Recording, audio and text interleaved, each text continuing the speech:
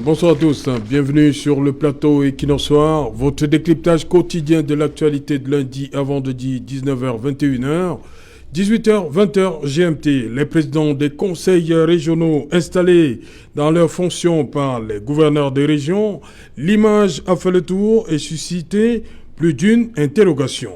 Élus lors de la session de plein droit du 22 décembre dernier, les présidents des conseils régionaux sont, d'après la loi, les interlocuteurs des représentants de l'État.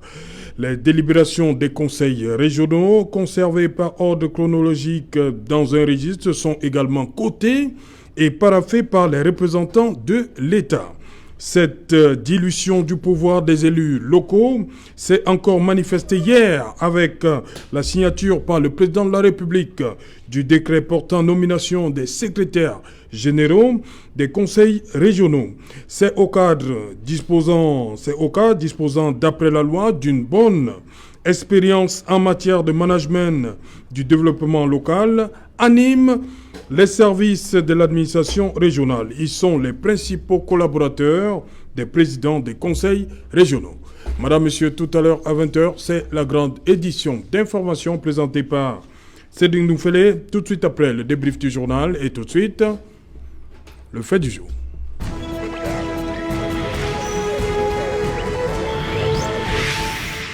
Nomination des secrétaires généraux des conseils régionaux par le président de la République. Quelle différence entre la région unité administrative? Pour tenter de répondre à cette question, nous avons invité en plateau ce soir Barrister Tamfou Richard.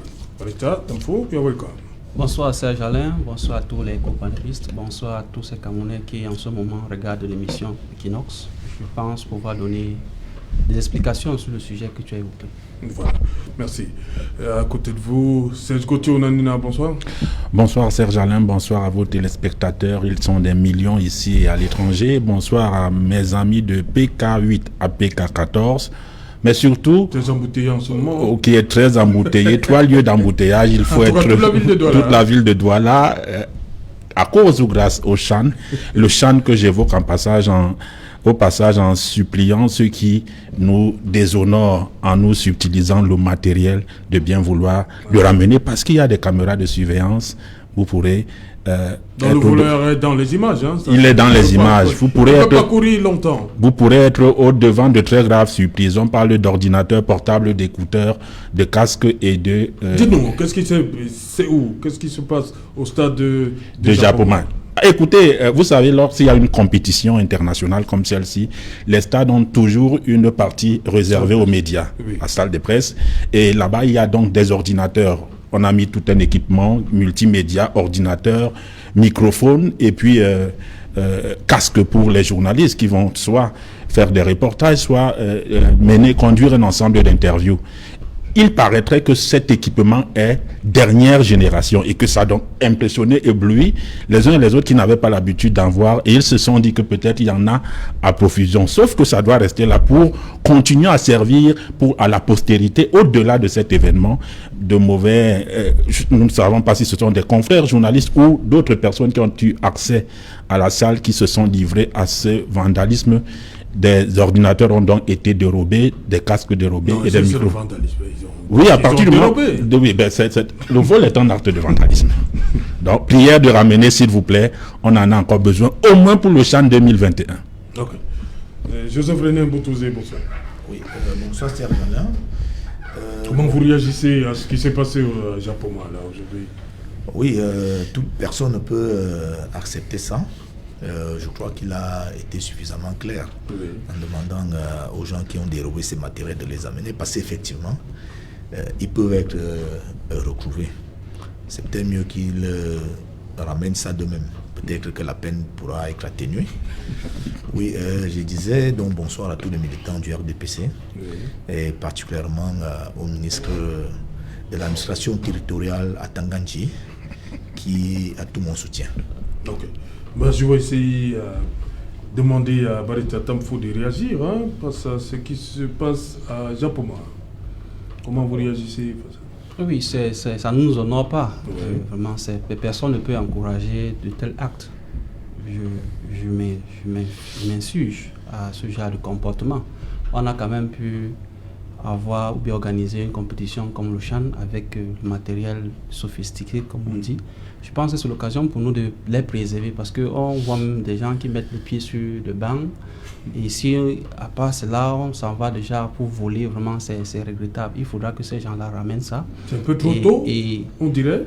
Et vraiment, la loi est tellement sévère parce qu'ils ne savent pas peut-être qu'ils sont en train de risquer une peine de 5 à 10 ans. Ça, c'est du vol. 5 à 10 ans. Exact. Et avec le système qui est mis en place, les caméras, je pense que ceux-là, laissés hors de la loi, ne vont pas courir pour longtemps. Et s'ils reviennent dans les heures ou bien les jours qui viennent, non, remettre le matériel, sera toujours 5 ans, 10 ans? Non, le juge appréciera puisque l'intention criminelle était déjà là. Peut-être en sa qualité de bonne foi, il est revenu remettre. Oui. Les circonstances atténuant, le juge pourra avoir une sympathie. Au lieu de lui donner 10 ans, peut-être donner 5 ans. Mais l'infraction est déjà consommée.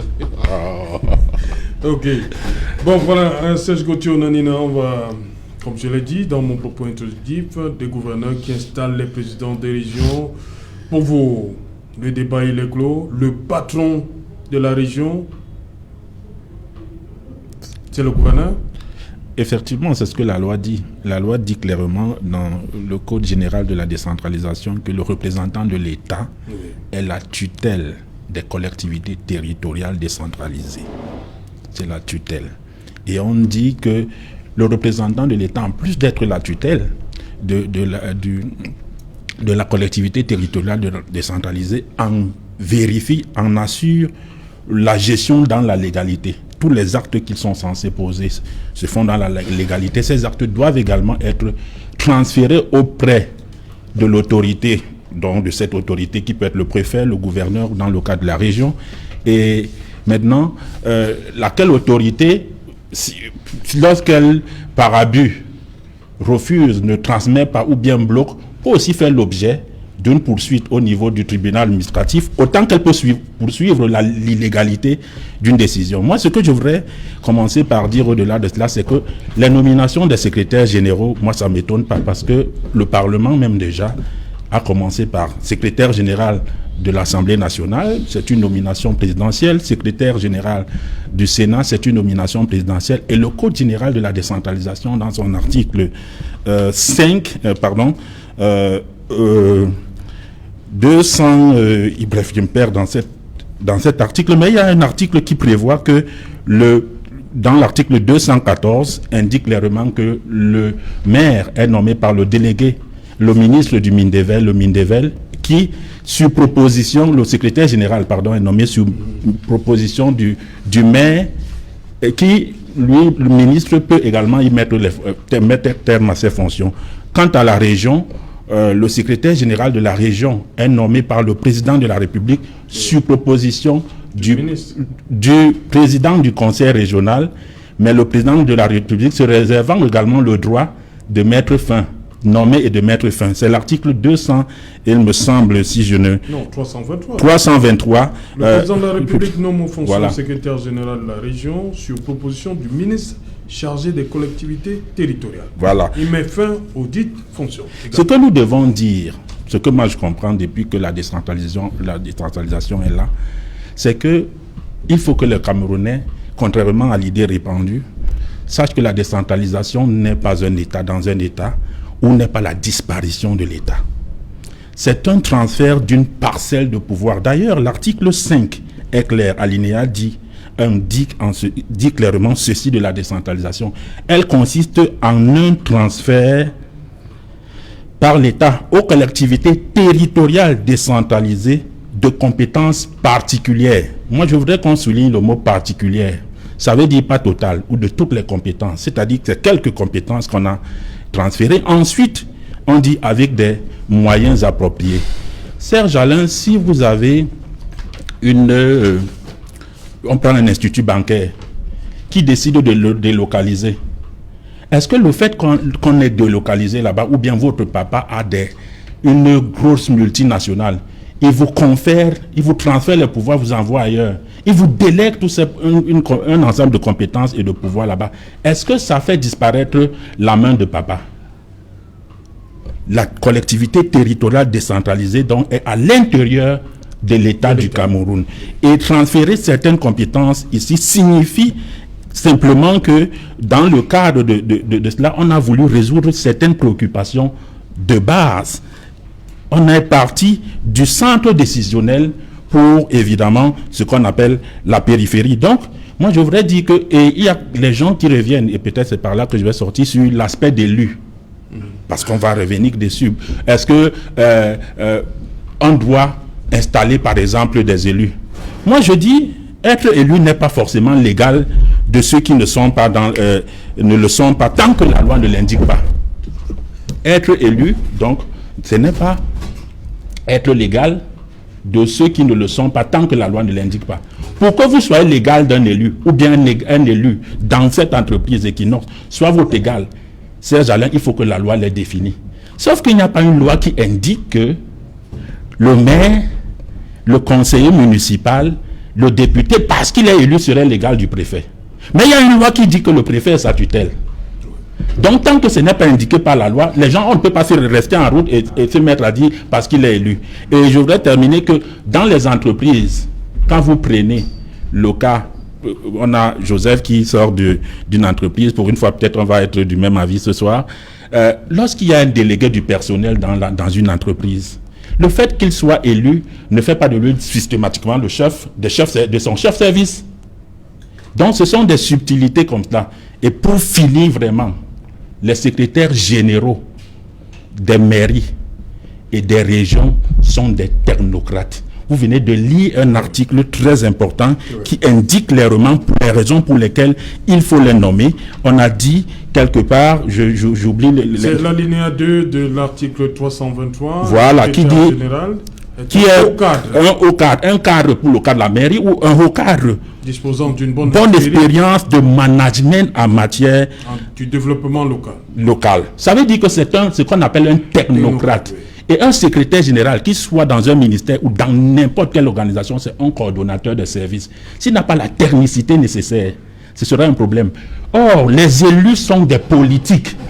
On peut être un politicien sans être un technocrate. On ne peut pas conduire une institution, mais on peut avoir une vision. Ok. On accueille Prince Joel Mukage. Welcome. Good evening to you, Serge. What about the traffic jam out there? Yeah, that is why we are late for the program today. Cameroon prided itself to host a competition, the African Championship that we're hosting, but when you look at the technicalities, when you look at what is on the field, it goes to tell you that we are still young to go for certain events. Notwithstanding, we appreciate those who conceive the idea, but if you should leave, say, École Publique d'Aïdo to Equinox Television, which is 100 francs, and you need to spend 1 hour on the way because they need to block pedestrians for the état-majors to pass and the players, then there is cause for us to rethink. So much such that maybe we should be thinking about more roads in the days ahead. So much such that when you have such an event, it doesn't prevent those who have their other preoccupations, because we must not necessarily stop people from moving because players or the governor wants to pass. That's what I think. Ok, merci. Barrister Tamfou, cette présence du représentant de l'État, le gouverneur, les préfets, à côté des présidents des conseils régionaux, des maires élus, est-ce que c'est une façon, une fois de plus, de diluer le pouvoir de ces élus-là?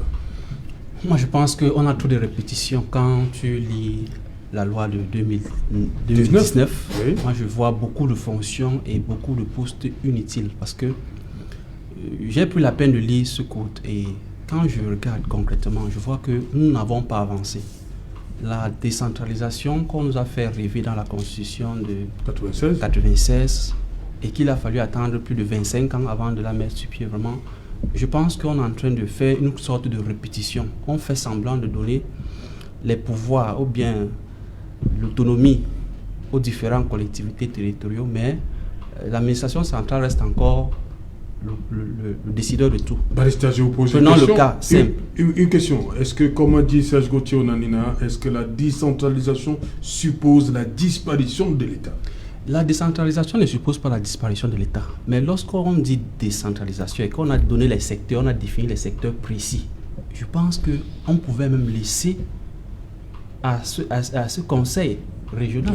Peut-être d'élire ou bien de nommer, de choisir son secrétaire général. Maintenant, quand donc vous avez un problème que le secrétaire soit désigné par le président de la République? Moi, j'ai un problème parce que, bien comme le code dit, que son patron le plus immédiat, c'est le président du conseil régional. Mais moi, je connais comment cette machine fonctionne.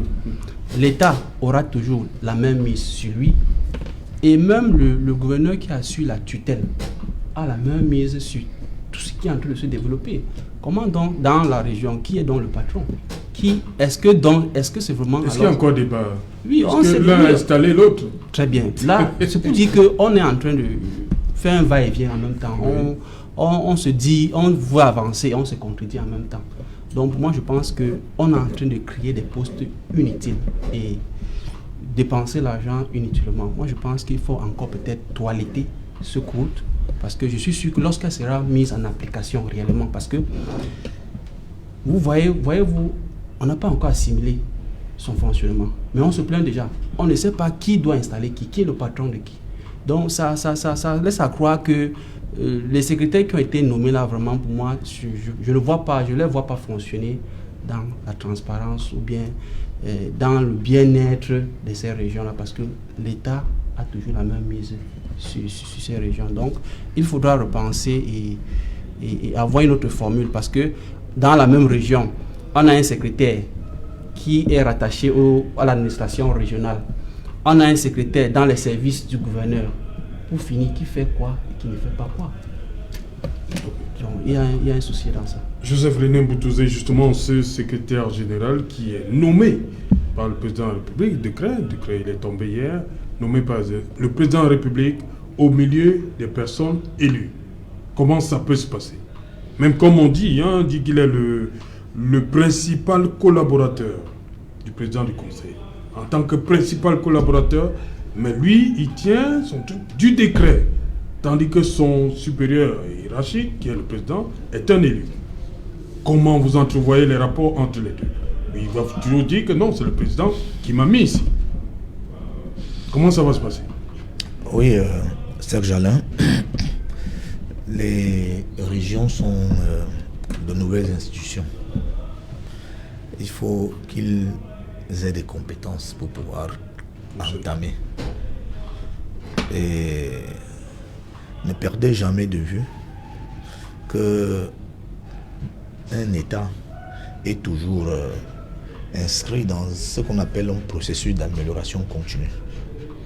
Alors, lorsqu'on est dans un processus d'amélioration continue, on suppose que les institutions peuvent se bonifier avec le temps. Parce que rien n'empêche d'apporter des amendements ou bien sortir de nouvelles lois. Mais avant, il faut d'abord mettre quelque chose en mouvement. Et au fur et à mesure que ces régions vont fonctionner, il y a des évaluations qui seront faites. Et sur la base de ces évaluations, pourront suivre des ajustements.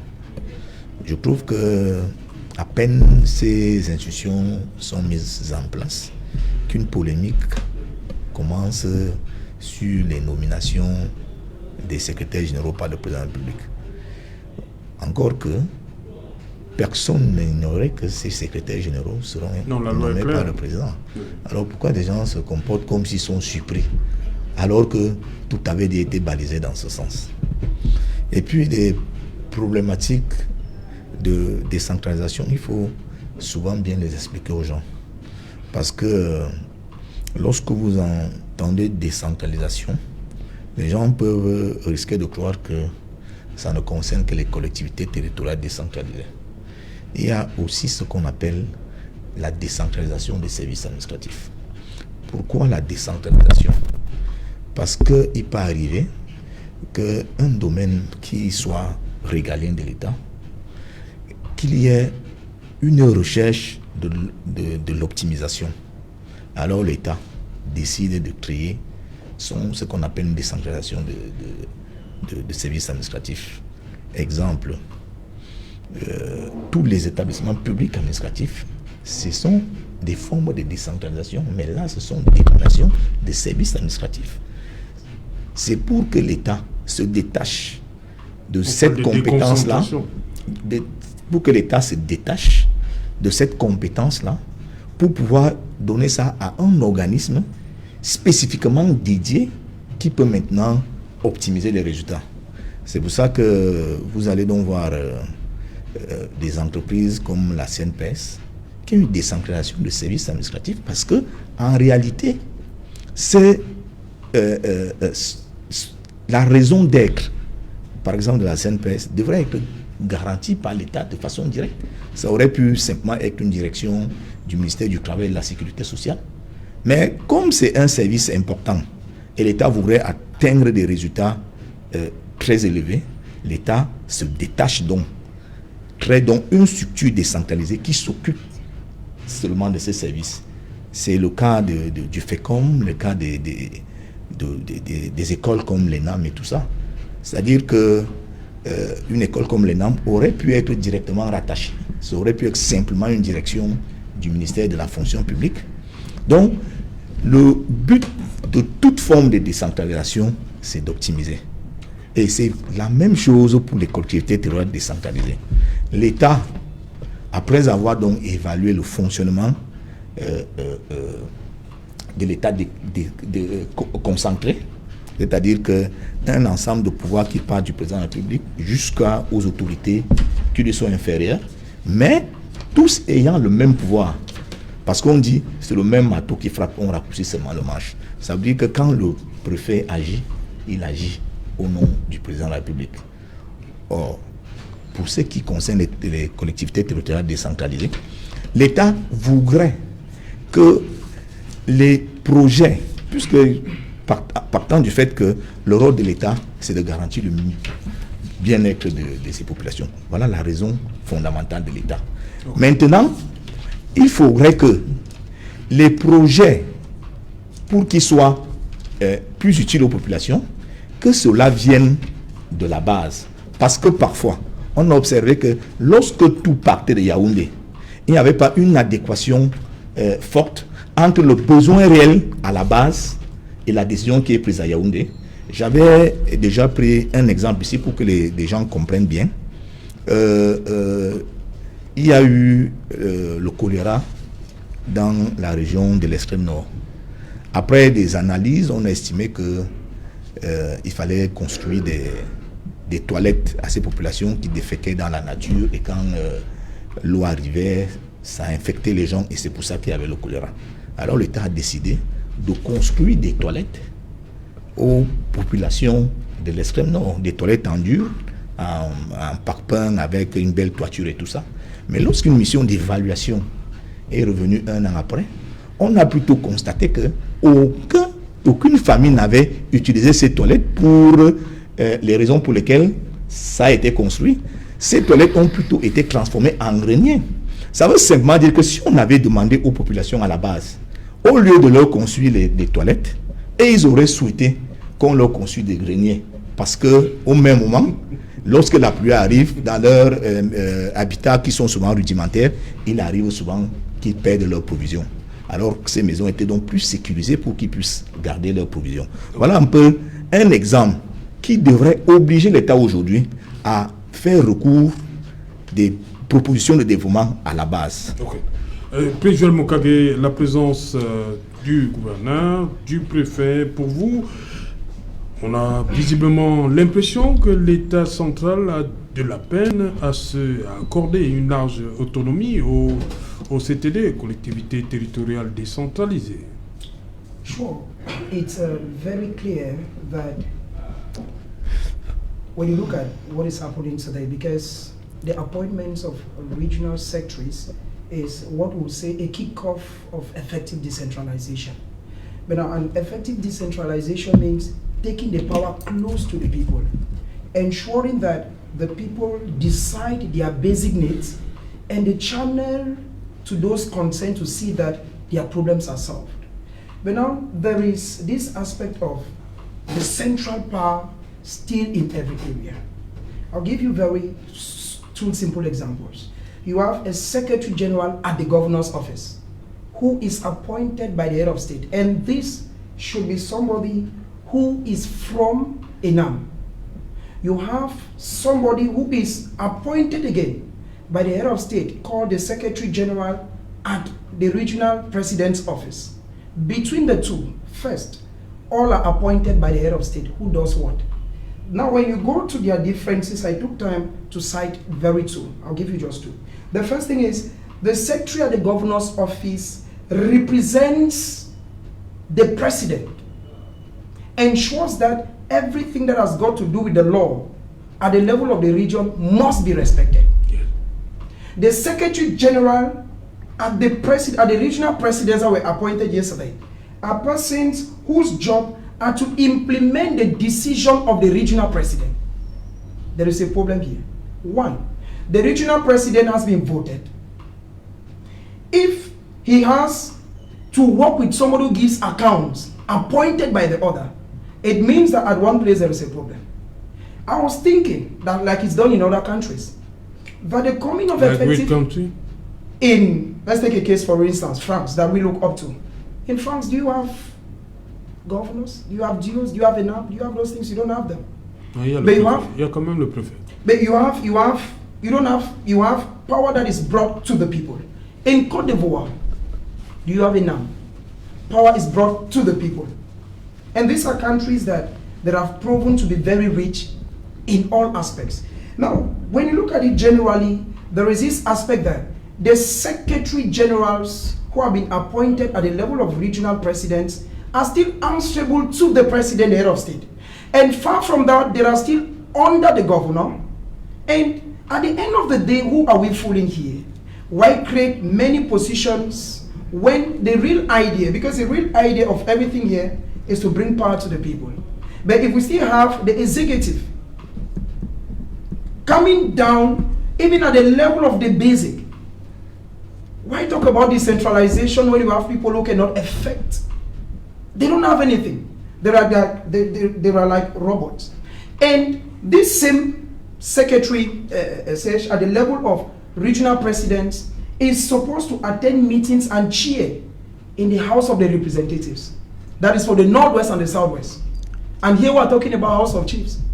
It means that if the secretary appointed by the head of state, because here we are talking about special status, for instance, if the secretary appointed by the head of state needs to attend and chair meetings of the House of the local representatives of the people, then the presidency has the power.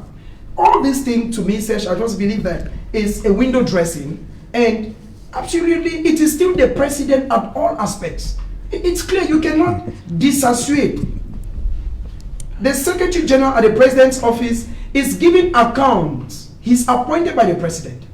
It means that on the protocolar plan, he can tell the President, écoutez, monsieur, je suis nommé par le président de la République. C'est la question que j'ai posée à Joseph. Parce que quand on regarde aujourd'hui, on a le président. Oui, on a le président qui a été élu par le peuple.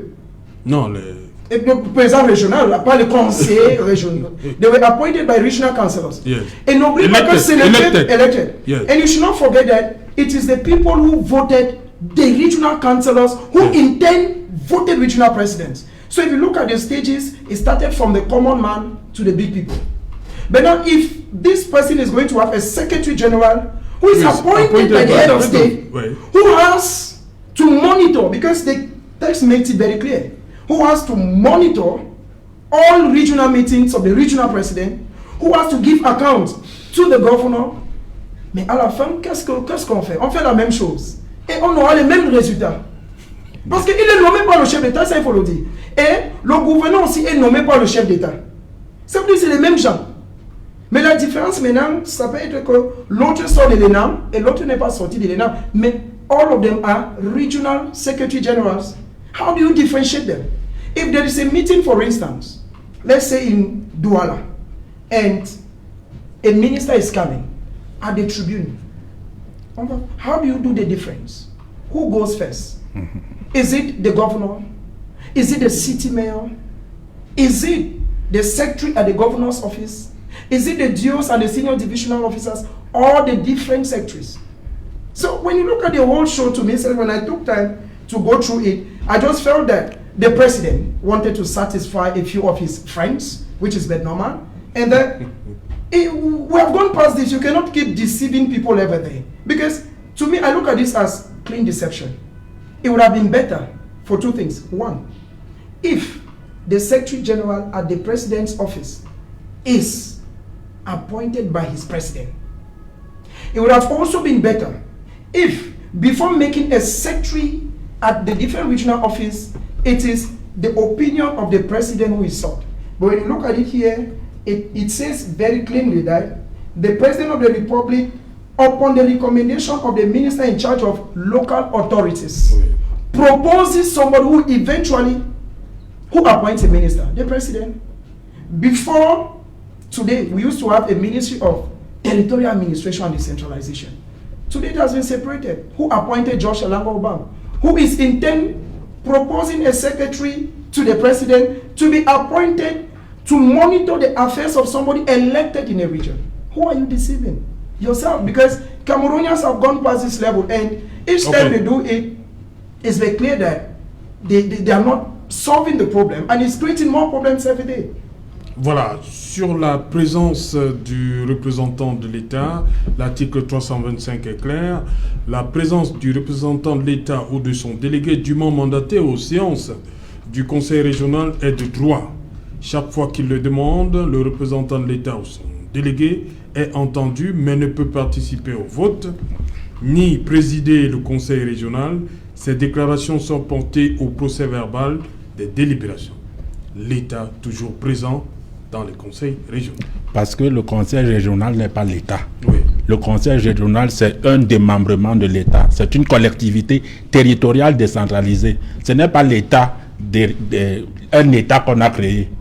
À moins que dans la hausse des chefs, dans le statut spécial, on veuille faire la confidentialité dans les choses de l'État. Parce que la mairie est une propriété de l'État. Sauf si on veut faire la confidentialité. C'est pour ça que le secrétaire général, dont on dit qu'il doit être secrétaire de séance. Parce que si vous observez, c'est Jalin, tous ceux qui sont secrétaires généraux dans les mairies, moi je vous parle d'expérience, je vous parle des cas de terrain tout à l'heure. C'est un diplômé très souvent du CEFAM qui est devenu la SNASLA aujourd'hui. C'est-à-dire que c'est un spécialiste des collectivités territoriales décentralisées. Je vous prends encore un exemple simple. Le Mindevel vient de faire une sortie très récemment avant le budget, en appelant les maires à maturer les projets. Pourquoi on a appelé les maires à maturer les projets? C'est parce que la ressource, si les gens n'ont pas la technicité, Serge Alain, prenons un cas, on a eu des maires dans le passé, aujourd'hui, qui ne sont pas allés à l'école. Ils vont donc, parce qu'ils sont élus, tenir des réunions et faire des rapports de conseil. Il y a une méthodologie. Premièrement, il y a une méthodologie pour rédiger un document administratif. Pour créer... Le maire ne connaît pas. Bien sûr. Comment ça? Vous ne le saviez pas. Le maire est un politique. Bien sûr. Comment? Oui. Vous me tenez, Madame Foni connaissait faire ça. C'est toi qui dis. Je vous dis, je ne discute pas parce que ce n'est pas un débat de quartier. C'est technique. Quand on doit rédiger un budget dans une mairie, il y a des services techniques, le secrétaire général, le receveur des finances, qui sait comment on élabore un budget. Le politique dit, je veux une école là-bas, on prend donc maintenant et on commence à savoir, dans le cadre de l'élaboration d'un but, et l'école coûte combien? Et on fait donc la rubrication. C'est un technocrate qui fait ça, quelqu'un qui a appris ça à l'école. Le secrétaire général d'une commune, c'est quelqu'un qui apprend, qui gère les services. Il sait par exemple, il dira au maire, quand on a besoin de tel, il maîtrise le personnel, il anime. Quand on a besoin de tel problème, voilà le technocrate, voilà le service qui est compétent en la matière. Le maire ne le sait pas. Le problème du maire, c'est que la ville existe, la route existe, l'eau existe, et maintenant il faut un technicien pour coordonner ça, c'est-à-dire pour rendre ça cohérent. C'est ça son rôle. Je vous pose une question. Le président du tribunal est nommé par le président de la République, le procureur aussi. Ça a déjà créé un trafic d'influence ou un conflit d'intérêt à la justice. Les textes sont là. Le préfet également nommé. Vous avez déjà vu, parce que je prends par exemple... Non, le cas ici, c'est le président qui est élu et le secrétaire général qui est nommé par le président. J'insiste dessus, pourquoi?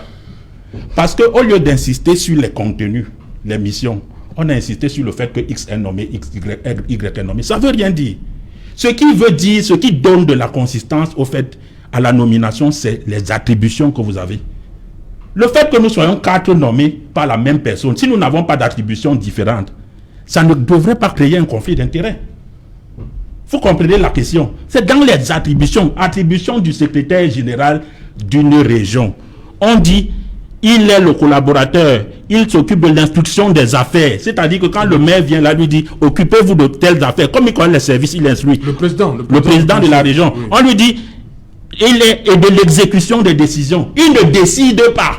Il exécute les décisions. La mise en œuvre. Et on termine. On dit, il reçoit à cet effet des délégations. Il n'a aucune délégation. Il n'a aucune délégation de signature si on ne lui en donne pas. Dans la commune des Eka, le maire sortant qui s'appelle Libor Lilim a suspendu son secrétaire général et a proposé au ministre d'en nommer un autre qui est là. Il s'appelle Nyouma aujourd'hui. Okay. Ça se fait dans toutes les mairies. Ça, c'est ce que je voulais dire. Je voulais également dire que s'il y a une dissolution, puisque la loi permet une dissolution de l'exécutif, Serge Alain, s'il y a une dissolution dans l'exécutif régional ou municipal, les services, l'administration ne s'arrête pas. Qui doit continuer le service? Le secrétaire général, en attendant qu'on nomme quelqu'un.